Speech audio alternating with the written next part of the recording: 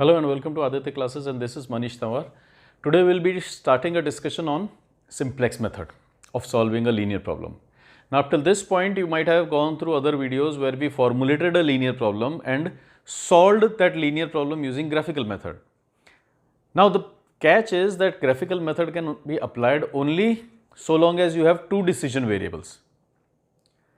As soon as you have more than two decision variables, graphical will not be helpful. Because you need axis to plot variable, we plot x axis, we plot y variable. So x variable and y variable, only two variables are available. For third axis, if you go for z axis, we cannot actually plot it from on two-dimensional board or two-dimensional copy, and even if we are able to plot it, it will not give us a clear representation, it will not give us a clear idea. So what we do in this case is, we move to simplex. Before we get into simplex, let us talk of two simple things before we start on with our journey of simplex. That first thing is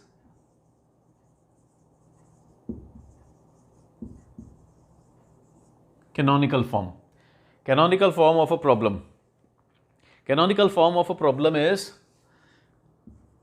taken when z is of type maximum and inequalities are of type less than. Now, if our problem or if our linear problem is expressed in such a way that objective function is of maximization type and inequalities are of less than type, all inequalities are of less than type, then we say that this is a pure canonical form. Ideally, if we have a pure canonical form, our problem will be very smooth. We can use a very simple, straightforward direct simplex method. But if our form is not pure canonical, then we need to progress. We'll use various methods, big M method or two-phase method as we may come across it. So if we have a canonical form, we will be using a very simple straightforward method. So this is canonical form, that your objective function is of maximization type and inequality is of less than type. This is our canonical form. Then there is a standard form.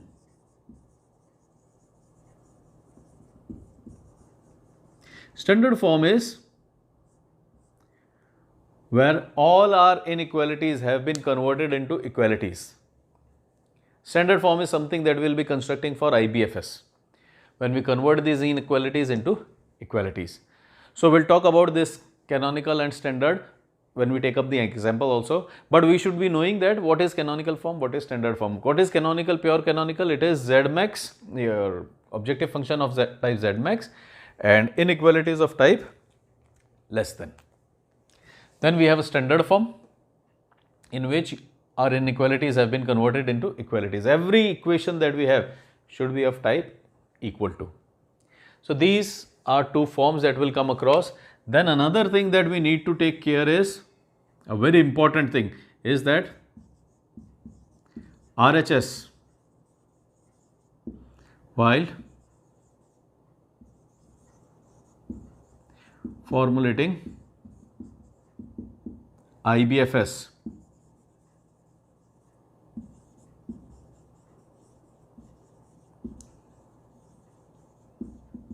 should never be negative.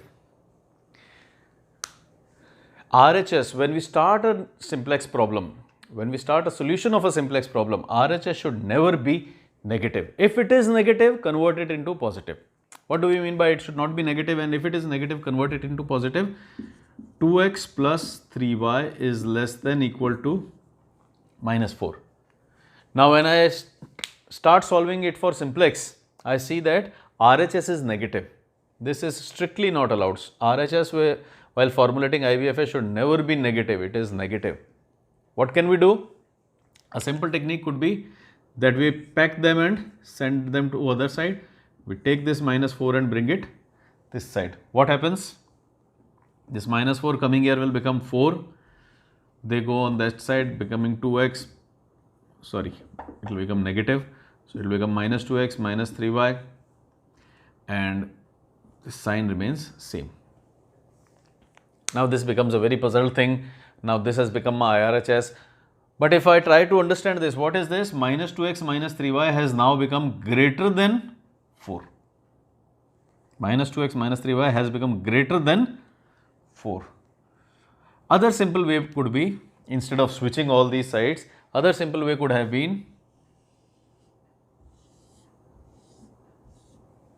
which actually will be making use of, is multiply the complete equation by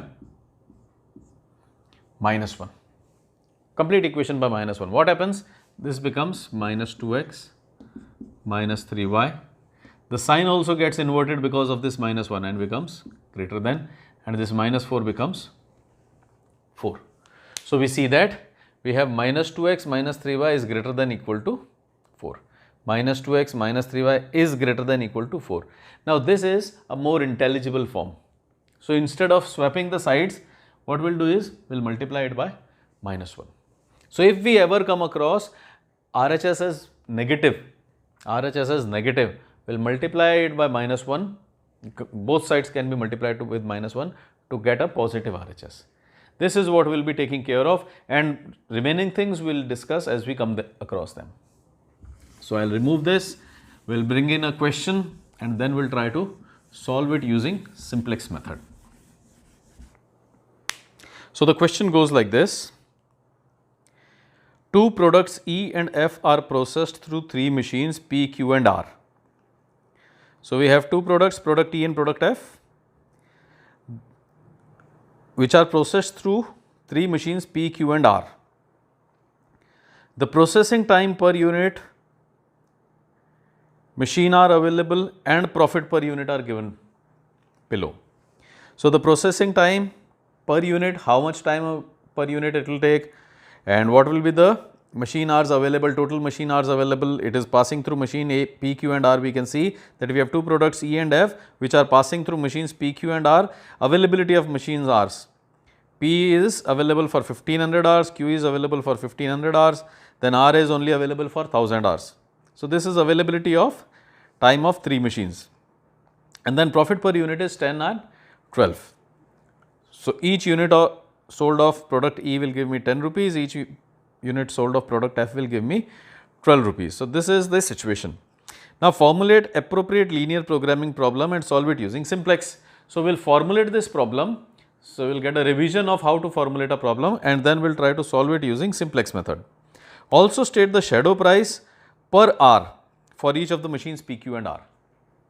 We'll also try to find out what are the shadow prices in each of these three cases. So here is our problem, and we'll try to first formulate it, and then we'll try to solve it using simplex method. So I'll formulate on this side so that we can remove the formulation and we'll go ahead with our simplex problem. So the situation is that we are producing E and F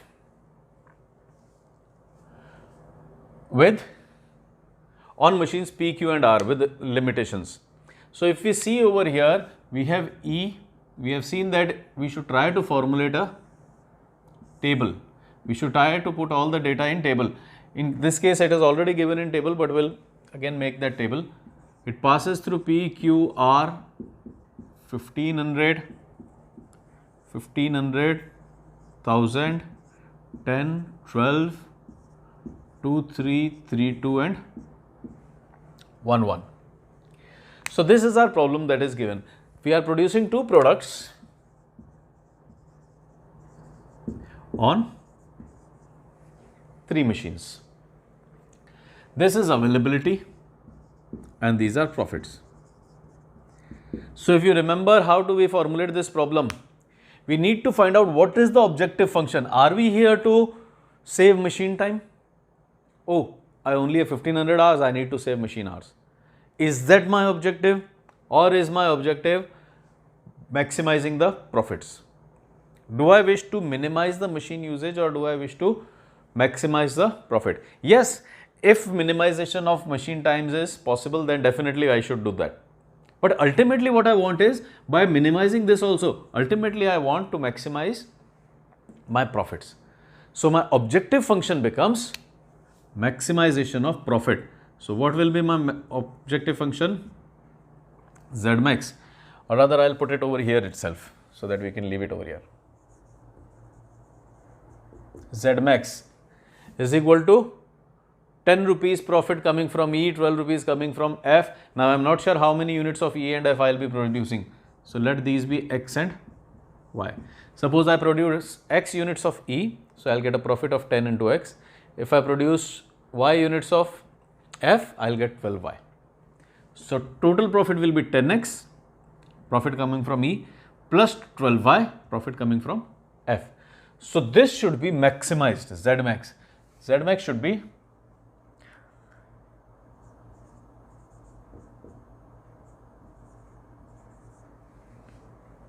10x plus 12y. I'll bring it a little down.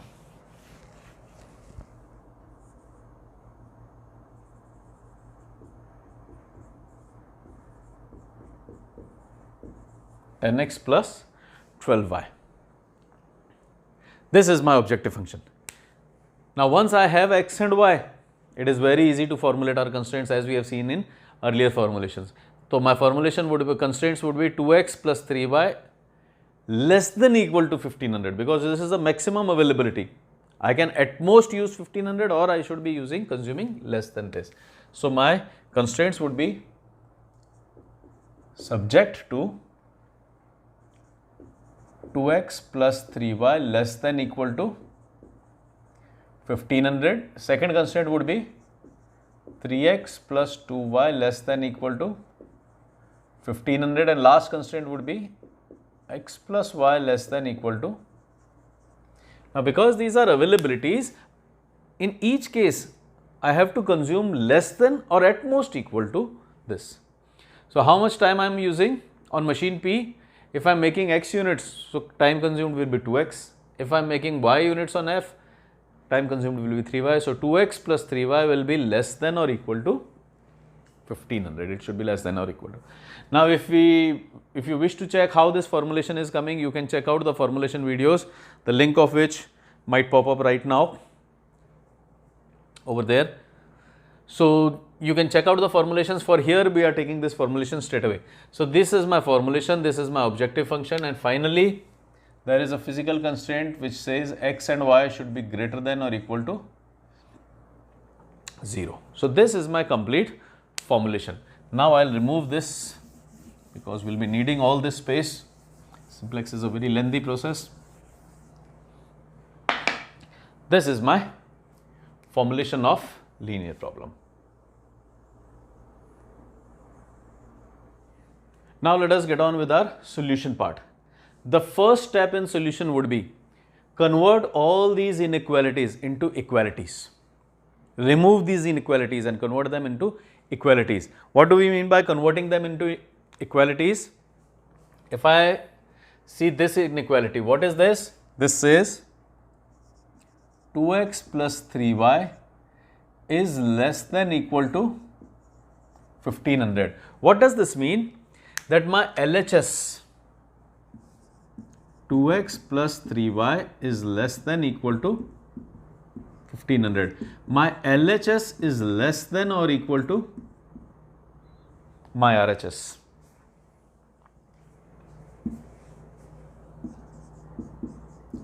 My LHS is less than my RHS.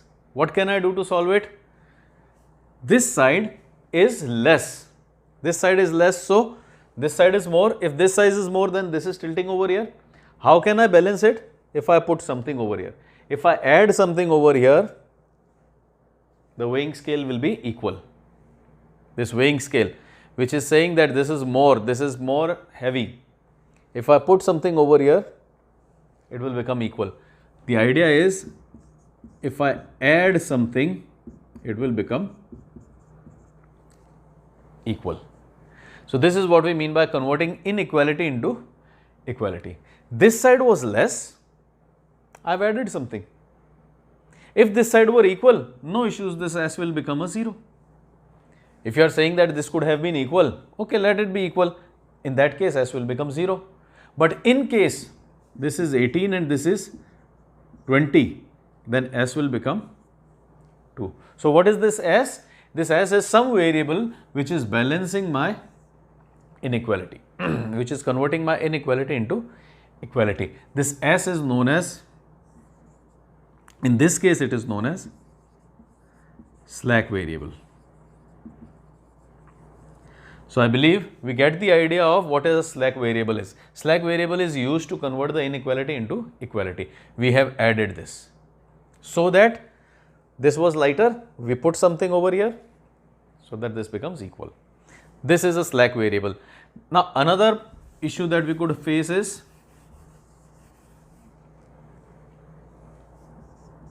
this could have been greater than. In that case, what happens is LHS was more than RHS. LHS was more, so LHS was heavier. So now what we do? We remove something from LHS. If this side is heavier, we remove something over here. We could add something over here, but instead of adding something over here, what I'll do is I'll remove from this side. What I mean by that is, if this is heavy, remove something. If I remove something, this becomes lighter and this becomes equality. Now again I have added an S over here. This time this is known as surplus variable. So now if we summarize it, we have learned how many kinds of variables. One is key variable, which we denote in our formulation by Z. Then there are certain decision variables.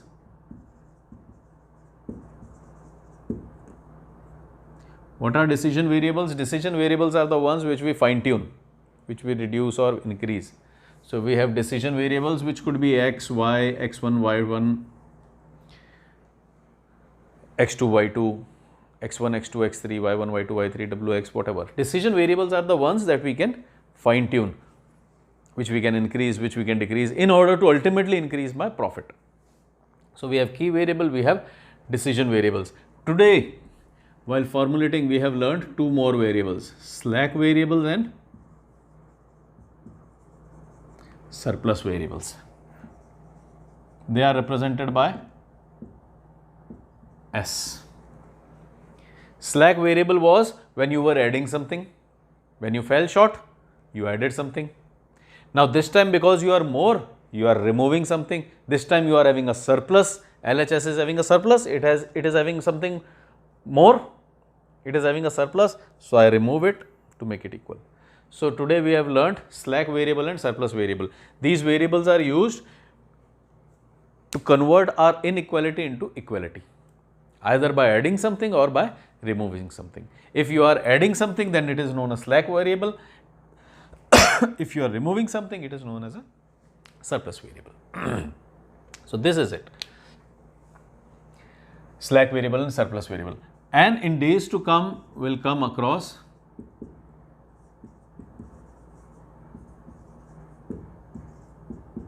artificial variable also. For now, we are not coming across artificial variable, but in days to come, we'll come across artificial variable also. So in a simplex solution, in a simplex problem, we'll have these four kinds of variables. We'll have a key variable, decision variable, slack and surplus variables, which are used to balance the equation, and then we'll have artificial variables. This we'll talk when we come across this. So for now, my first step is converting this inequality into equality. Now this side is falling short, this side is less than. So let me add something. If I add something, then it will become equal to. This is what we mean by converting an inequality into equality. Then convert this inequality into equality. 3x plus 2y, this again is falling short, this is less than. So let me add something. This is equal to 1500, and in this last case it will be x plus y. Again this is falling short, so let me add something, is equal to 1000. Now there is a problem that I have a slack, then I have a slack, then I have a slack. Does this mean that all these slacks are equal? These slacks will not be equal, these slacks might vary. So what I'll do is I'll call them S1, S2 and S3, thereby indicating that S1 is a slack that I am facing in machine 1, availability of machine 1. S2 is a difference that I am facing in machine 2. S3 is the difference that I will be facing in machine 3. What is the difference? The difference in inequality. Why this is less than, why this is greater than. So, that difference is being absorbed into S1, S2 and S3. So, this is our first step, that convert the inequalities into equalities. Now, if you remember, we talked of canonical form. This is canonical, while this becomes standard form. All the inequalities have been converted into equalities.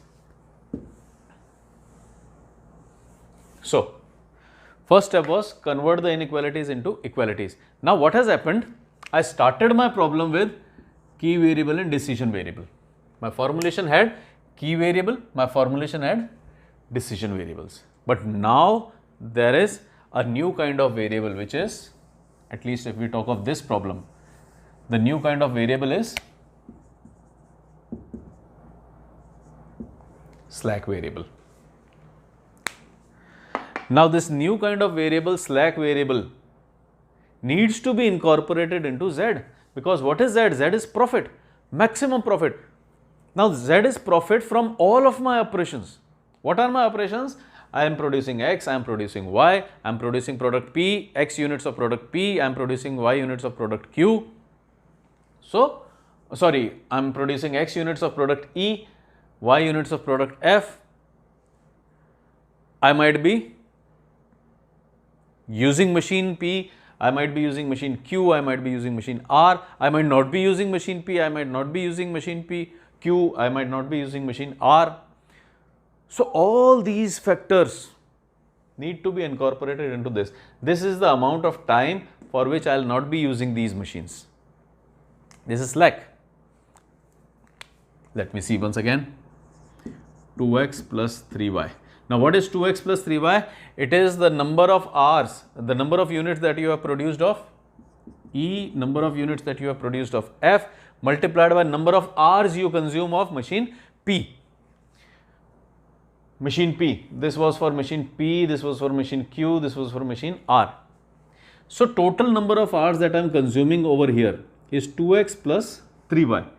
Now, this 2x plus 3y should be less than or equal to 1500, because my availability of machine P is only 1500 hours.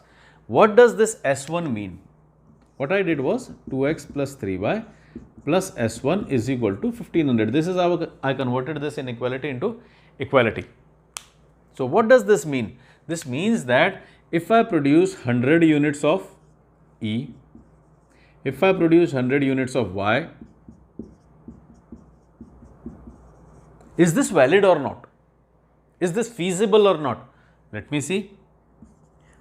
200 plus 300 is equal to 500. This complete is 500, which is less than or equal to 1500. Is this feasible or not? This is feasible, because I have 1500 hours, I am using 500 hours. So, this is definitely feasible. As far as feasibility goes, it is feasible. But what about equality? If we come to this equality, what is happening over here? 200 plus 300 plus S1 is equal to 1500. So, S1 becomes 1500 minus 500, making it 1000. So, what is this S1? Slack. What is this S1? This S1 is telling me how much time I am not consuming from machine P.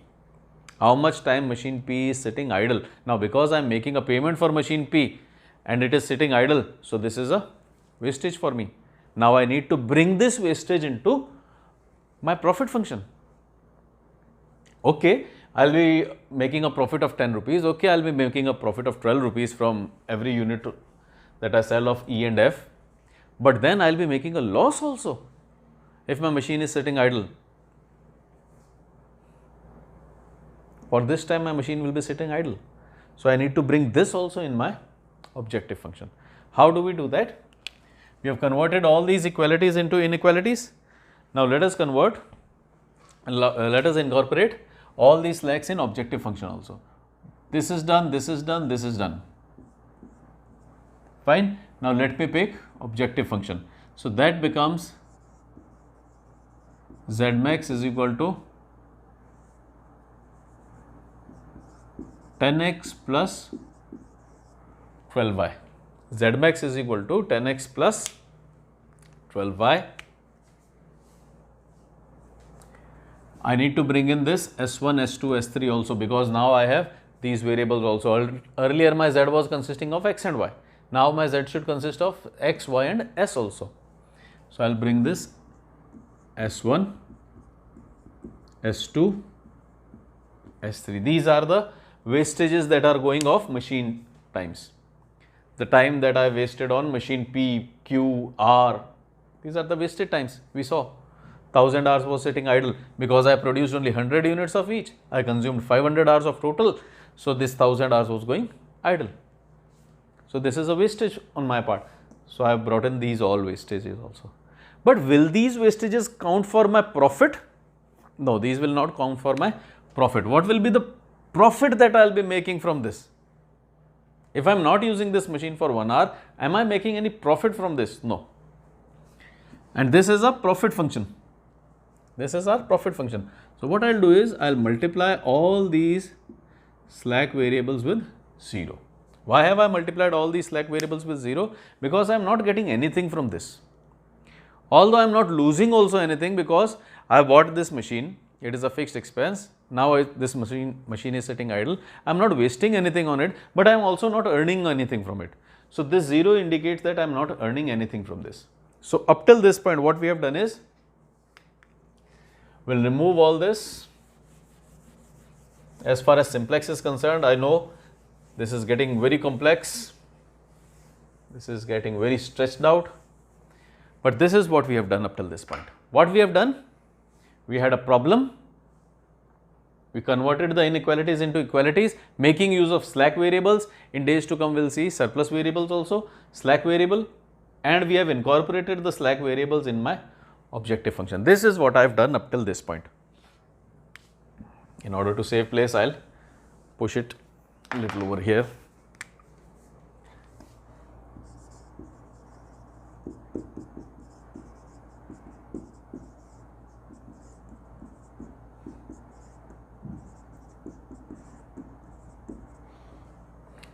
This is my starting of Simplex. Convert all inequalities into equalities. Incorporate all slack, surplus, artificial variables in objective function. Now I can start with my Simplex. Now I can start with my solution of Simplex. What is my first step? It will be IBFS. How do I find out IBFS? Put all decision variables and surplus variables equal to 0. So we saw how many types of variables we are coming across: key variables, decision variable, slack and surplus variables, and artificial variables. This we are not talking right now. Surplus variable we are not talking right now. Right now we are only talking of slack variables. So put all decision variable and surplus variables equal to 0. Right now we are not having surplus variables, so you can drop it for now. Put all decision variables and surplus variables equal to 0. What happens if I put all surplus and decision variables equal to 0? Let me start with this. If decision variables are made 0, that is x is equal to 0, y is equal to 0. These are my decision variables. S1 becomes 1500, S2 becomes 1500, S3 becomes 1000. This is my IBFS. So if the question asks that find out IBFS, this is my IBFS. S1 is equal to 1500. I have put xy is equal to 0, x is equal to 0, y is equal to 0. In this also I have put x and y 0, so S2 becomes this. This is my IBFS. And now let us go ahead and form our initial simplex table. Our initial simplex table would be something like this.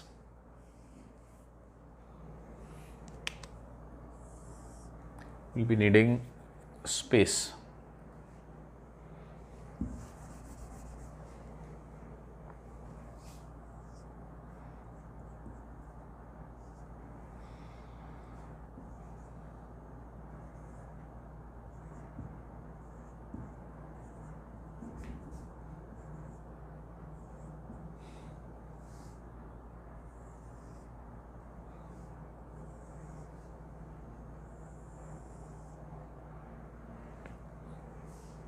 We have x, y, s1, s2, s3,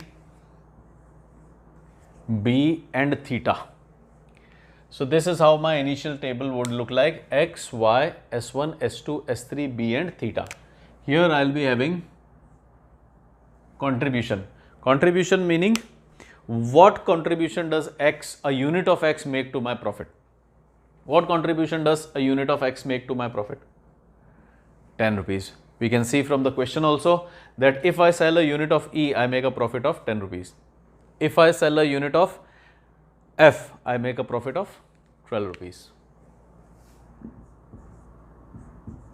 We can also see it from Z-max.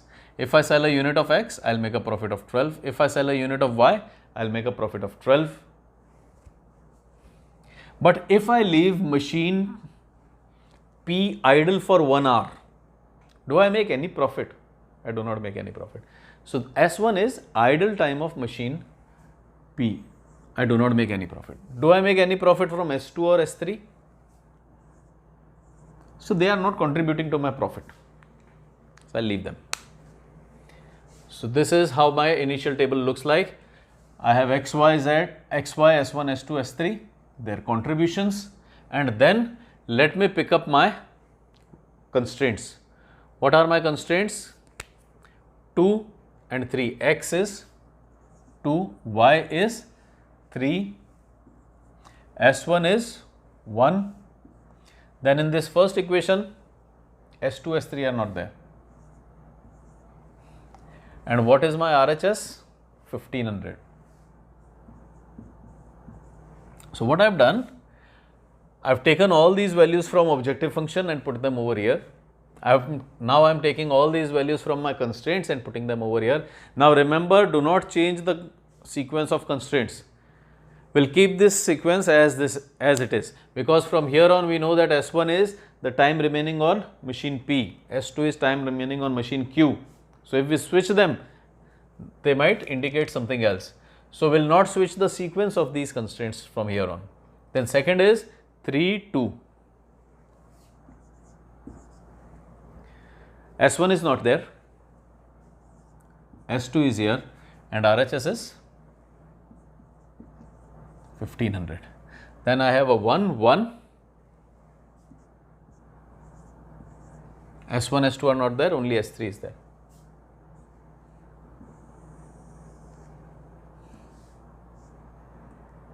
This becomes my initial simplex table. Now whatever are the, what was my IBFS? 1500 was for S1, this one was 1000 RHS. Now 1500 was for S1, 1500 was for S1, second 1500 was for S2, this 1500 was for S2 and this was for S3. And what were their contributions? S1 was contributing 0, S2 was contributing 0, S3 was contributing. This is what we mean by initial simplex table. Whenever you get a question in your examination that formulate the problem and make initial simplex table, this is my formulation of the problem, this is my initial simplex table. How do I get this? Converting the inequalities into equalities and then finding IBFS. This IBFS is telling me that S1 is 1500, S2 is 1500, S3 is 1000. This is initial simplex table. Now let us get on with our task of solving this table. How do we solve it? This is Cj, here I will be calculating Zj. What is Zj? Zj is a sum product of respective contributions and their consumptions. These are the consumptions. 2 hours are being consumed, 3 hours are being consumed, and these are the contributions of S1, S2, S3. So, sum product, what do I mean by sum product? 0 into 2 plus 0 into 3 plus 0 into 1, making it 0 plus 0 plus 0 is equal to 0. So, sum product for first case is 0. What is the sum product for second case? 0 into 3 plus 0 into 2 plus 0 into 1. Now, because this is initial simplex table, all these are 0. So, when we take the product, obviously it is always going to be 0. So, this was Cj minus, this was Zj. Now, we need to find out Cj minus Zj. Cj minus Zj. Cj minus Zj. 10 minus 0. 12 minus 0. 0 minus 0.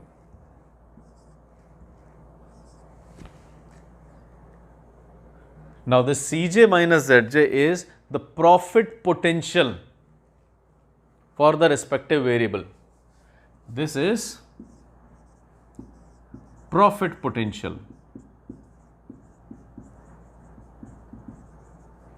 This is profit potential for a particular variable.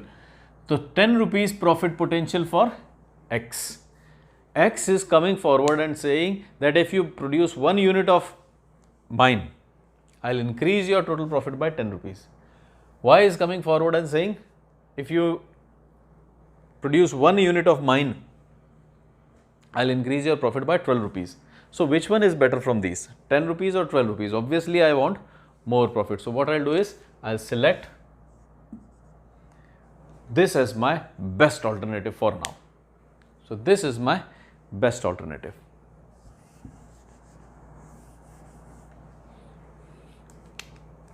And I call this key column. So, this becomes my key column.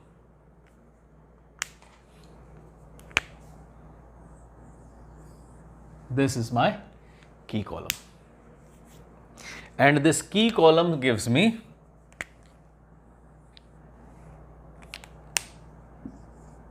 my incoming variable.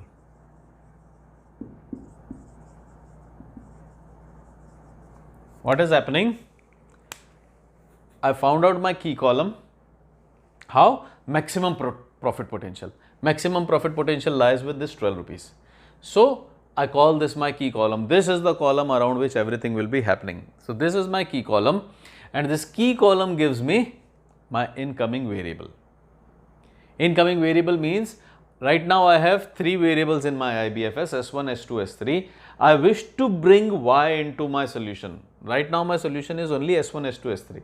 But I wish that Y should be brought into my solution. Y should come somewhere here.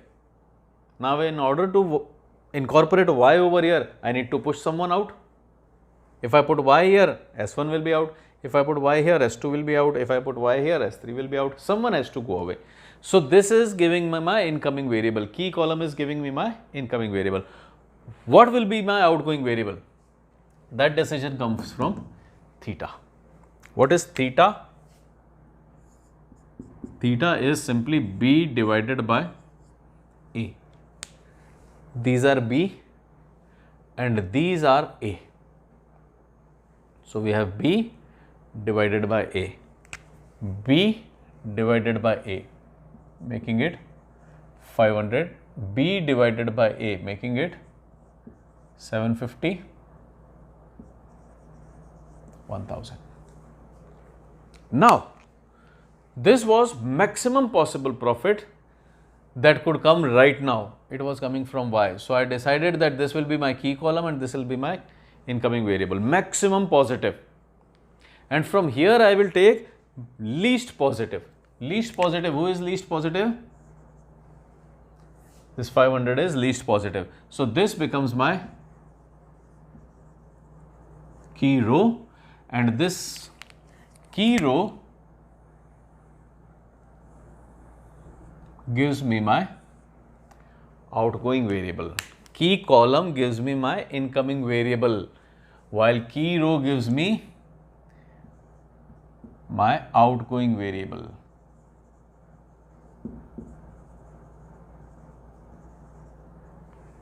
So now I have my key row, I have my incoming variable, key column, I have my incoming variable, I have my outgoing variables. What do we mean by incoming variable, outgoing variable? I had S1, S2, S3 as my solution. Y suggests that it can increase my profit. Now I wish to bring Y over here. In order to settle down, in order to adjust Y over here, I need to remove someone. Whom will I be removing? I will be removing S1. Most positive, least positive. This is how is key column decided? Most positive. How is key row decided?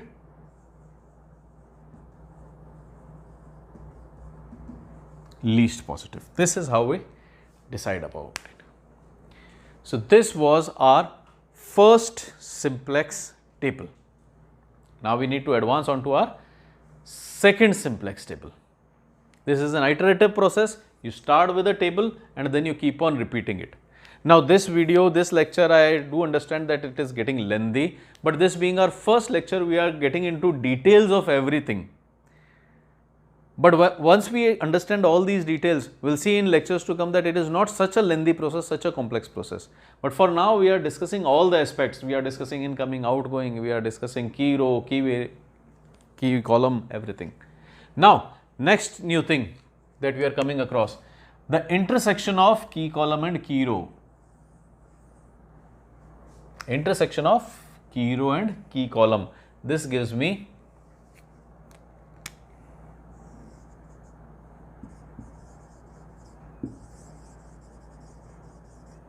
key element. This is key element which has an important role to play in our remaining discussion. So let us advance on to our next table. I'll remove all these details so that we can have space for our next table.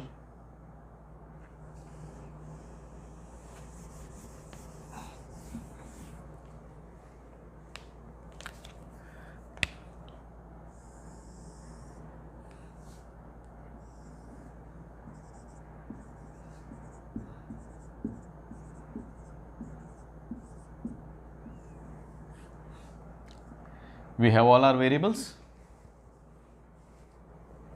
their contributions,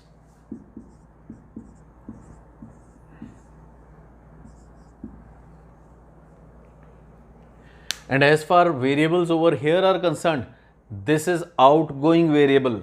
This will be removed, S1 will be replaced by whom? Incoming variable. So look carefully, S1 is being replaced by Y. This is outgoing variable. And this is the incoming variable. This has the maximum profit potential. So this is my incoming variable. S1 has been replaced by Y. Remaining S2, S3 are intact. This is my second table design, second table setup. What are these numbers? These numbers are contributions. So what is the contribution of Y? Contribution of Y is 12. What is the contribution of S2 and S3? This is the design of my second table.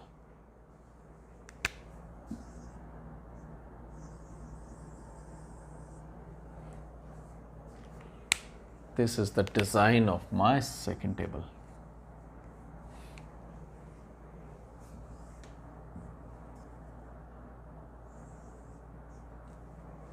Fine. Now, how do I fill in these values? For first table, I got these values from constraints. For filling in these values, we have two rules. The two rules are: first rule,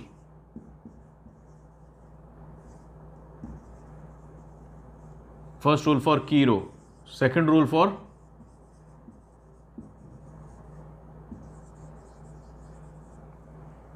all other rows. So first rule for key row is divide all elements by key element. We'll be transferring these numbers over here and we'll be making use of two rules. First rule is for key row. For key row, the rule is divide all elements by key element. And for all other rows, key row is this one. For this row, this rule will be used. And for all other rows, we will be making use of a rule that will say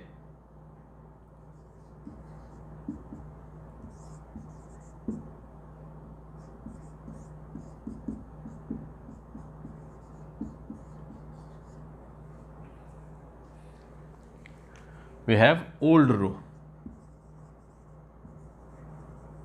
and this is new row. This is the super formula that we'll be using for transferring all these rows over here. What is it? Old row, new row. What is this? Modified key row. Why are we calling it modified key row? Because the actual key row is this. After this modification, it will become something else. So I'll be making use of that modified key row. And what is this? Key column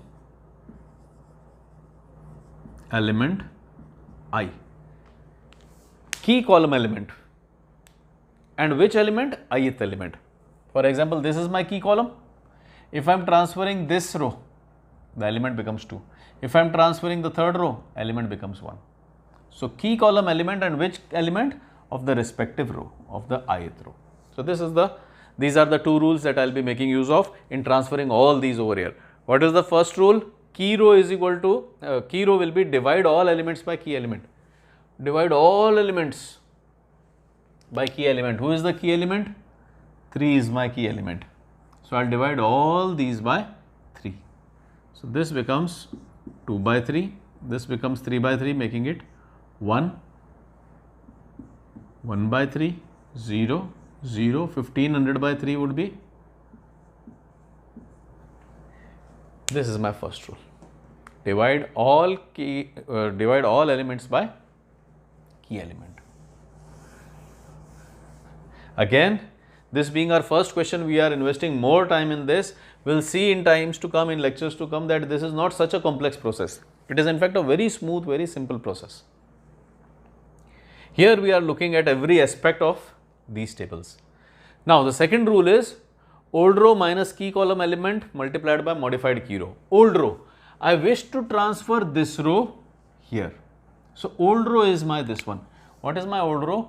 3, 2, 0, 1, 0, 1500. I wish to transfer this row here.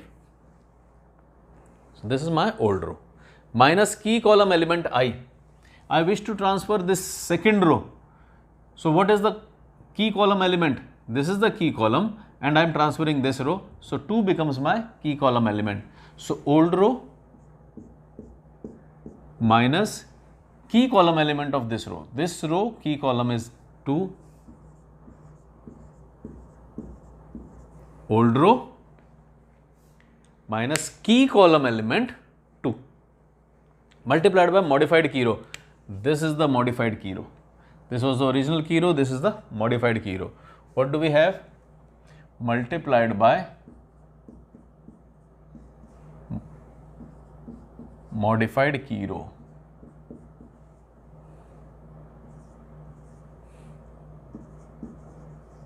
Modified key row 2 by 3, 1, 1 by 3, 0, 0 and 500. Now if we solve this, I'll get my second row. What this becomes? 3 minus 4 by 3, 2 minus 2, 0 minus 2 by 3, 1 minus 0, 0 minus 0, 1500 minus 1000. Then this becomes 5 by 3, this becomes 0, this becomes minus 2 by 3, this is 1, this is 0, this is 500. This will be my new row. What do we have? 5 by 3, 0, minus 2 by 3, 1, 0, 500. So this was a very simple procedure of transferring the second row to new matrix. Now let me transfer the third row to new matrix. Now at this point students start asking, sir, question kab khatam hoga? So don't wait for the question to end, just live with the question, just try to solve it. We'll see when it stops. What can we do? We'll wait for it to finish. Now let me transfer the third row. What is the third row? Old row. Now you see it is a simple process. Old row is 1, 1, 0, 0, 1 and 1000. Minus old row minus key column element I. This is my old row. Key column element I is 1. What is key column element I? I am transferring the third row. Third row ka jo I have key column element, that is 1. Old row minus key column element multiplied by modified key row. Modified key row. This was the original key row. This is my modified key row. What is my modified key row? 2 by 3, 1, 1 by 3, 0, 0.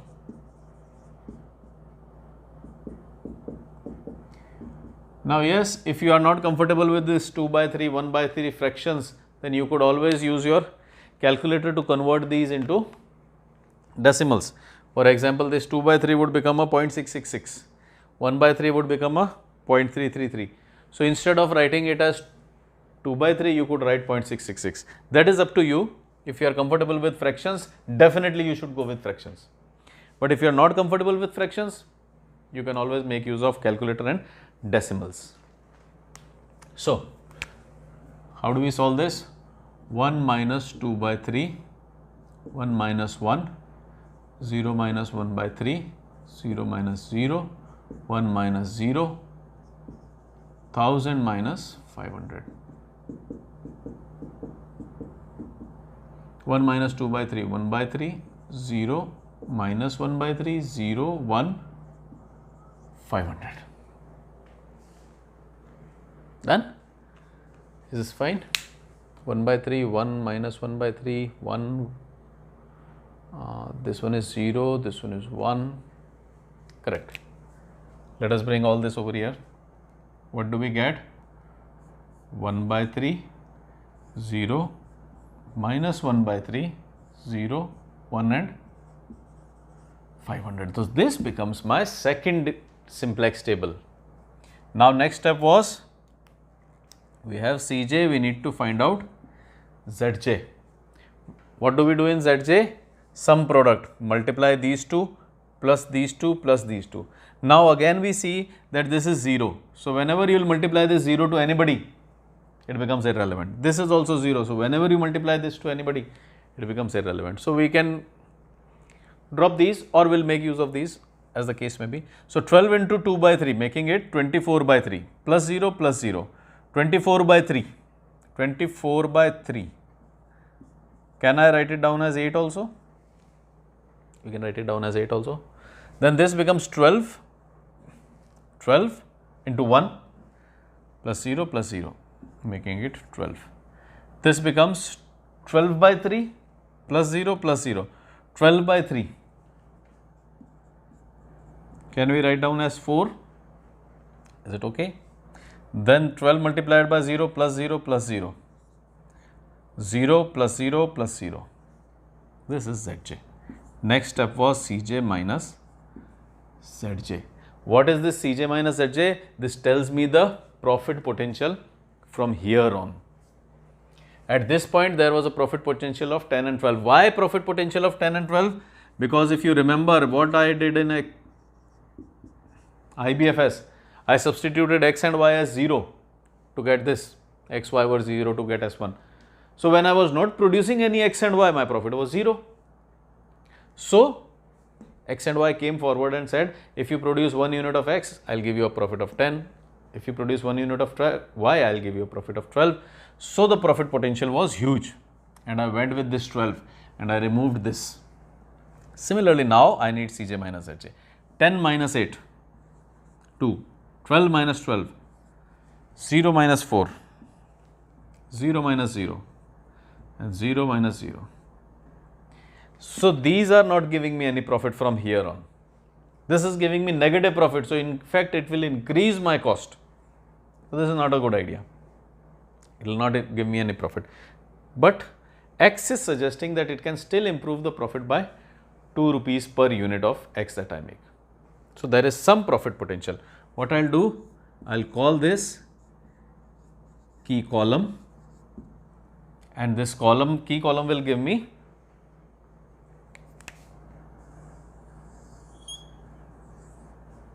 incoming variable. Theta is B by A, B by A. I'll remove this.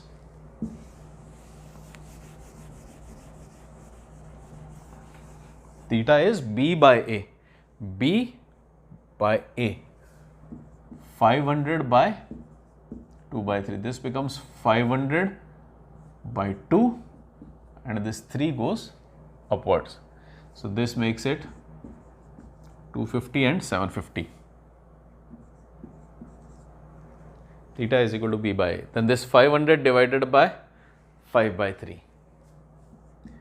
500 divided by 5 by 3, making it 500 by 5 into making it 300. Then last one would be 500 divided by 1 by 3. 500 divided by 1 by 3, making it 500 divided by 1 multiplied by 3, making it 1500. So the most positive gives me key column and incoming variable. The least positive gives me key row, least positive gives me key row and outgoing variable. Earlier I had incoming variable of y, outgoing variable of S1. So S1 was replaced by y. This time I have incoming variable x, outgoing variable S2. So in next table, S2 will be replaced by x. So let us go ahead and make our next table.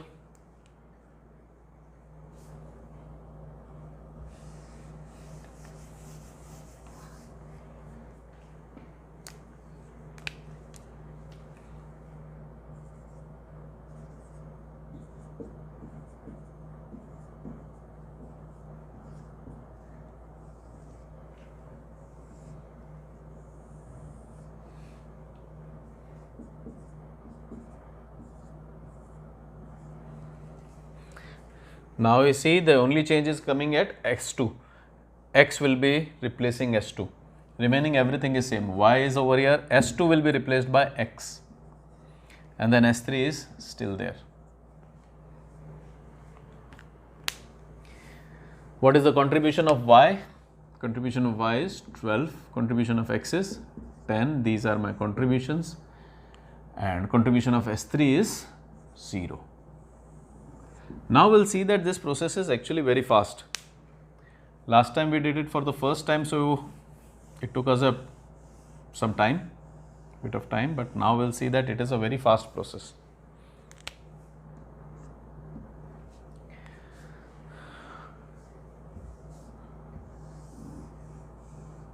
Now we have two rules, of which the second rule was this. First rule was all elements divided by key element. What is the key element? Key element is 5 by 3. All key row elements. First rule is for key row. Second rule is for all other rows. First rule applies to this row. Second rule applies to all of the remaining rows. This is my key row. This rule. All elements divided by key element. 5 by 3 divided by 5 by 3. Divided by 5 by 3, making it 5 by 3, and this flips. So I get a 1 in this spot. 0 divided by 5 by 3 would be a 0, minus 2 by 3 divided by 5 by 3. Minus 2 by 3 divided by 5 by 3. I am dividing all elements by 5 by 3. So we see that 3 is in denominator, so it will cancel out, leaving me with minus 2 by 5. Then I have a 1 divided by 5 by 3. Now because this is not fraction in numerator, what I will do is I will leave this 1, and I know that the fraction in the denominator gets swapped. So this becomes 3 by 5. So this becomes 3 by 5. Last one would be 0 divided by 5 by 3. We have already checked it. It becomes 0. Then 500 divided by 5 by 3. 500 divided by 5 by 3, making it 500. This gets swapped. 3 by 5. Making it 300. So I have transferred my all elements divided by key element. This was key row. Now let me transfer the remaining rows using second rule. What is the second rule? Old row. This is the old row. What is it? 2 by 3, 1, 1 by 3, 0, 0, 500. 2 by 3, 1, 1 by 3, 0, 0, 500. Minus key column element I. Key column, and because I am transferring first row, first element, which is 2 by 3.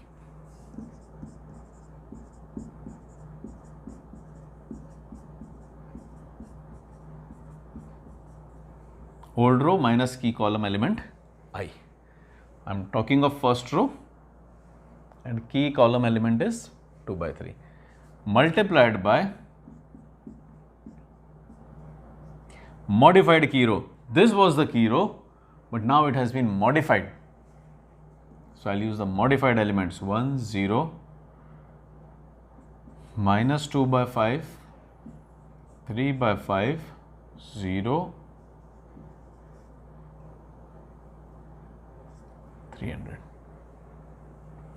This becomes 2 by 3 minus 2 by 3 is equal to 0, 1 minus 0 is equal to 1, 1 by 3 minus and minus becomes plus, 4 by 15, making it 5 plus 4, 9 by 15, 0 minus 3 cancels, 2 by 5, 0 minus 0,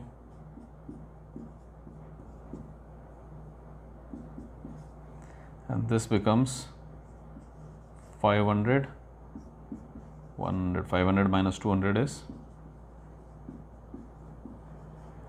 this becomes my transfer of first row, 2 by 3, 1, 1 by 3, 0, 0 and 500 minus the row key element of a key column element of this row 2 by 3 multiplied by modified key row 1, 0, minus 2 by 5, 3 by 5, 0, and then this is the solution. So I have my table as 0, 1, 9 by 15, this can be written as 3 by 5. So let me put it as 3 by 5, then last one would be minus 2 by 5, 0 and 300. So we see that it is not such a complex process, it's just that because we are doing it for the first time ever, it is taking some time. In next lecture we will see that it is very smooth process. Now transfer the third row, first row has come here, second has come here, third row, third is not key row, so I will be making use of this rule. There are only two rules, one is applicable for key row, second is applicable for all others.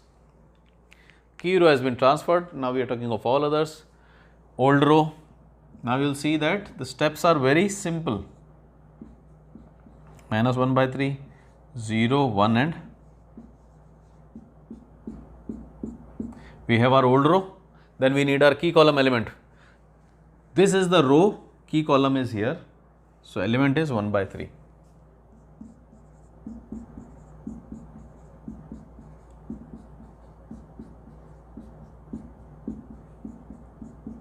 Multiplied by modified key row.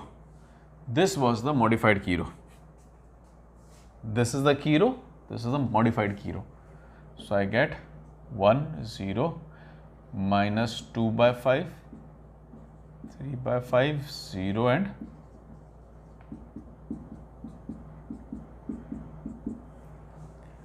fine. So what do we get? 1 by 3 minus 1 by 3 giving me a 0, 0 minus 0 giving me a 0, minus 1 by 3, this minus and minus becomes plus 2 by 15 giving me minus 5 plus 2 upon 15 giving me minus 3 by 15 making it minus 1 by. This is 0, 3 cancel out, minus 1 by 5. This is 1 minus 0 making it 1. This is 500 minus 100 making it 400. So this is my new row, 0, 0, minus 1 by 5, minus 1 by 5, 1 and can we have our ZJ?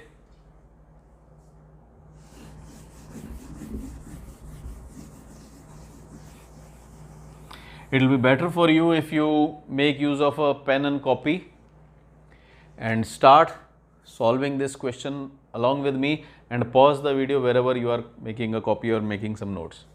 So now we need to find out ZJ. What was ZJ? Sum product plus sum product plus sum product. So 12 into 0, 0 plus 10 into 1 plus 0. 12 into 1, 12 plus 10 into 0, gone, gone. So I end up with a 12. This will be 12 into 3 by 5, that is 36 by 5. This will be 10 into minus 2 by 5, minus 20 by 5. This will be 0, making it 16 by 5. If we talk of this, 12 into 2, minus 24 by 5, this becomes plus 30 by 5, making it 6 by 5. Last one would be a 0 plus 0 plus 0. Last is Cj minus Zj to check the profit potential. 10 minus 10, 0, 12 minus 12, 0, 0 minus 16 by 5. Now, who can give me more profit, maximum profit? These three cannot give me any profit. These are 0, these are indifferent, these will not give me any profit. And these two, on the contrary, will increase my cost. So is anybody capable of giving me any profit? No. So this is the point where we can stop our simplex solution. And what will be my final answer to this complete simplex? My final answer would be y. We'll mark it. Y is equal to 300, x is equal to 300, y is equal to 300. Now what am I saying? I am saying that produce 300 units of E and 300 units of F. Okay, I'll pop up the question over here and then you can see. So I am saying that produce 300 units of X and 300 units, X is equal to 300, Y is equal to 300, produce 300 units of E, produce 300 units of Y, and this will give you a profit of 10 into 300 plus 12 into 300, 3000 plus 3600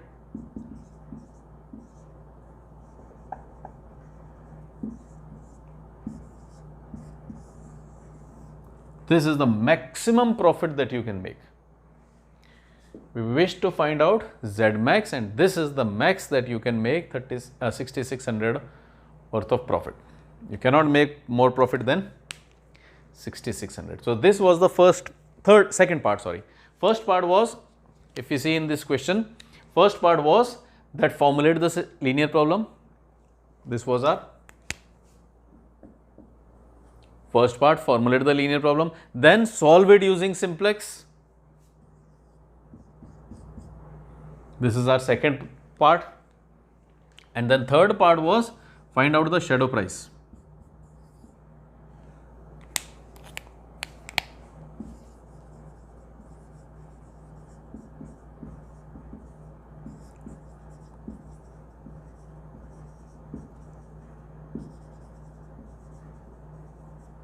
Find out the shadow prices for each of the machines. Now, if we see here, this was a constraint for first machine. If you see in the question, that 2x plus 3y should be less than 500. This was the constraint for machine P. So whatever is left over here, that applies to machine P.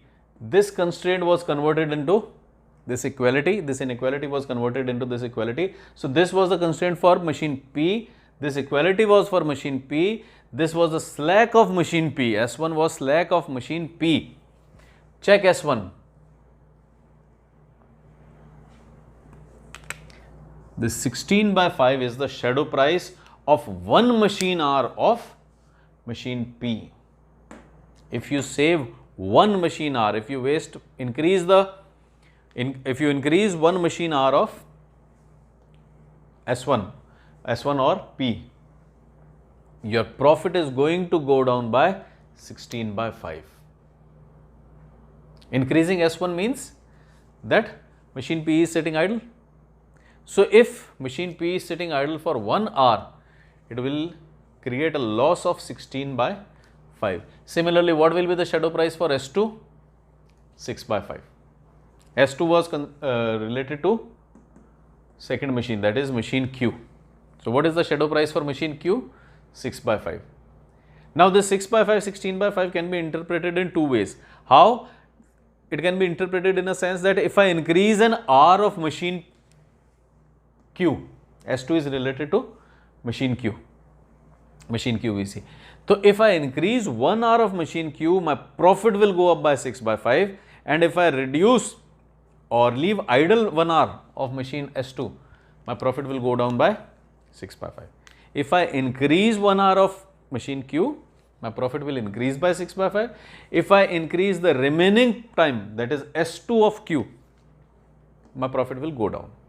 If this machine Q is sitting idle, my profit will go down. If I increase hours, if I am running this for more hours, my profit will go up by this. So shadow price is the per hour effect that we will get for these machines. Same is with P, S1. If you are able to increase 1 more hour, what do we mean by increasing 1 more hour? We are having 1500 hours of P. If you are able to make it 1501, your profit will go up by 16 by 5.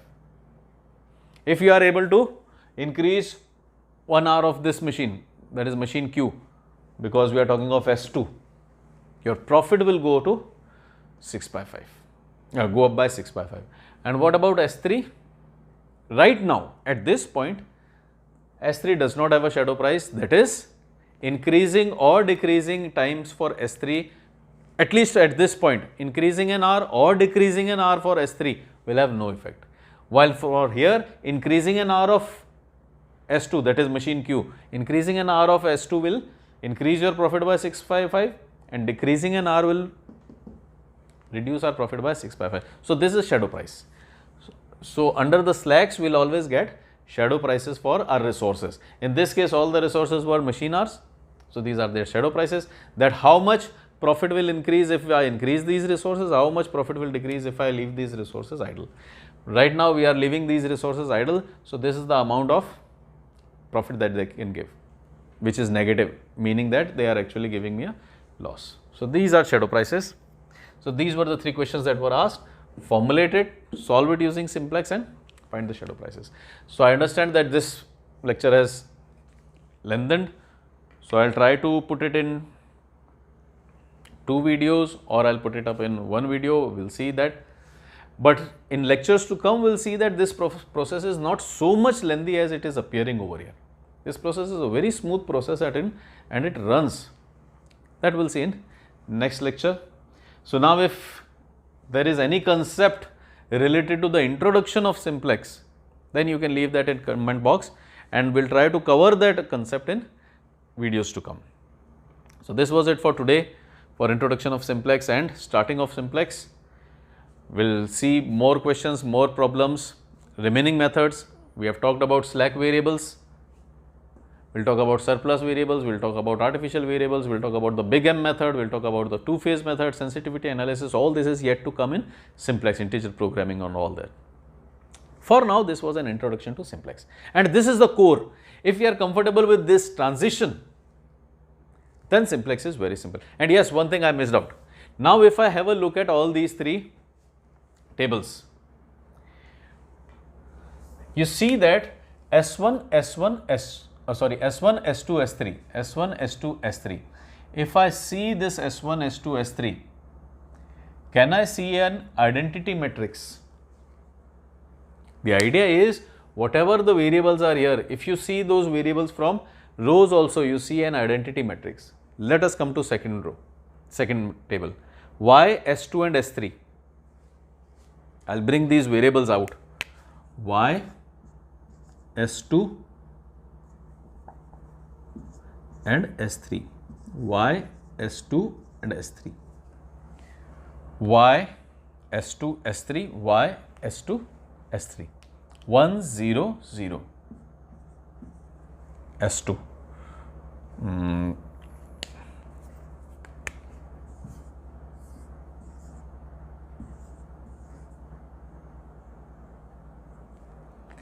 Y, S2, S3, Y, S2, S3. If you see these, you will see that there is a 0, 1, 0 and Y, S2, S3. You can see that there is an identity matrix. Diagonal is 1, everything else is 0. Here you see 1, 1, 1. Here you see 1, 1, 1.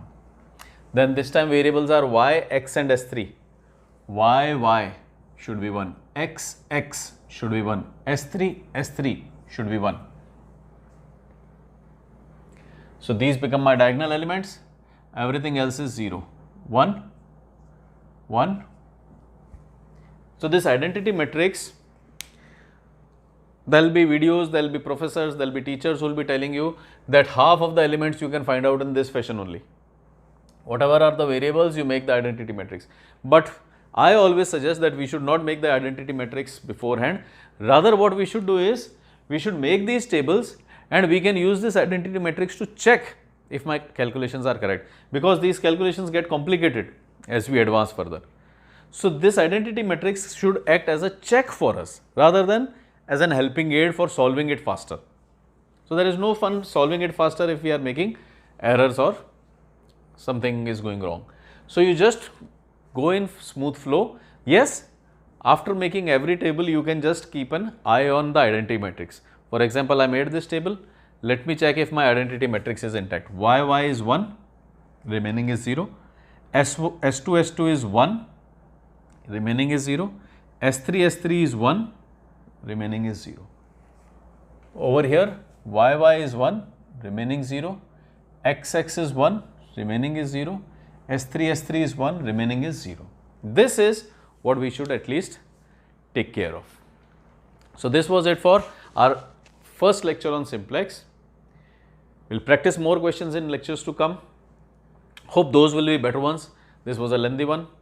So in any case, thanks for watching. Bye bye, take care.